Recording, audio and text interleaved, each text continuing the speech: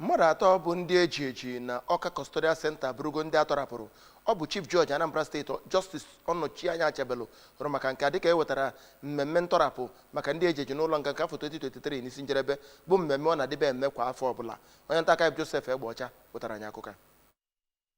Tere erere njem ntọrapụ ndị nga ahụ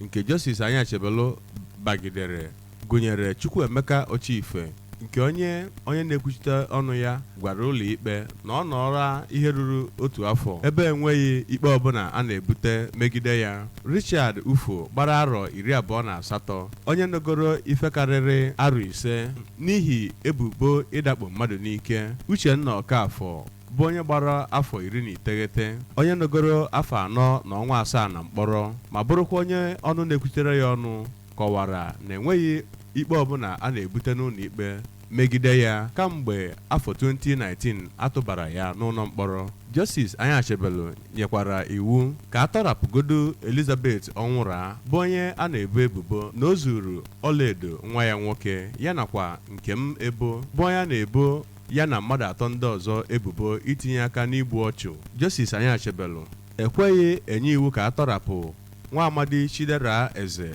bụ onye gbara naanị afọ 15 ma bụrụkwa onye a na-ebo ebubo iji egbe wee jee ori. Chukwuma Nwaọfọ bụ onye gbara arọ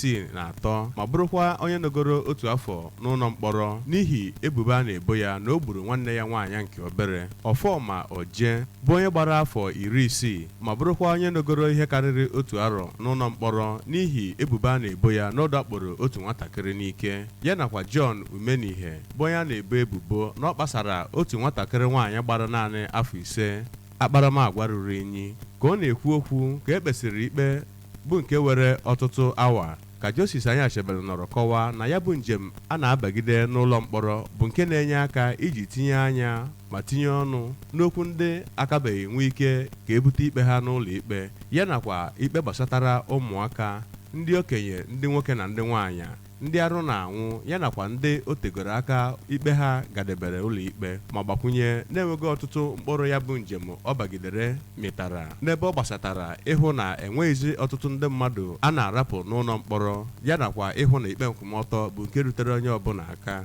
O gosipụtakwara mwute ọ dị ya n'ihe gbasatara akwụkwọ eji ekpe ndị mmadụ ikpe bụ nke a na-akọwa na ọ na-efugasị ma gwazie ndị niile aka ha dị n'ọrụ inye ikpe nkwụmọtọ ka ha gbaa mbọ hụ na ya bụ nsogbu bụ nke ewetara ụsịsa nye. Onye ji ọkwa Assistant Controller General of Corrections nke na-ahụ maka Zone G Benin City bụ nke na-ahụkwa maka Edo, Delta, Anambra, Enugu nakwa Ebonyi steeti Friday Ovie bụ onye nọ njem nleta ya na steeti ahụ ma hụtakwa ka ya bụ ikpe siri gaa kelere Justice Anya Achebelu maka mbọ ọ na-agba ịhụ na atọrapụrụ ọtụtụ ndị mmadụ na ya bụ ụlọ mkpọrọ ma kọwaa na ya bụ njem bụ nke bụ mgbasa ụkwụ na ebumnuche onye ji ọkwa minista na-ahụ maka ihe na-eme na obodo ya nakwa onye ji ọkwa Controller General of Corrections. Na ntụnye nke ya, onye ji ọkwa Deputy Controller of Corrections na-ahụ maka ya bụ Ọka Custodial Center Solomon Ụba kọwara na iwu niile Justice Anya Achebelu nyere ka ya bụ ikpe na-aga n'iru bụ nke a ga-etinye n'ọrụ na-egbughị oge ọbụla ma gwazie ndị ahụ nwetara erere ịtọrapụ ha n'ụlọ mkpọrọ ka ha weziere ohere ọrụ ha mụtara na ya bụ ụlọ mkpọrọ wee nwee ike ịbụ ndị bara obodo na onweghị uru n'ọdịnihu. Site n'Ọka, abụ Joseph Egbeọcha maka akụkọ ụwa ABS.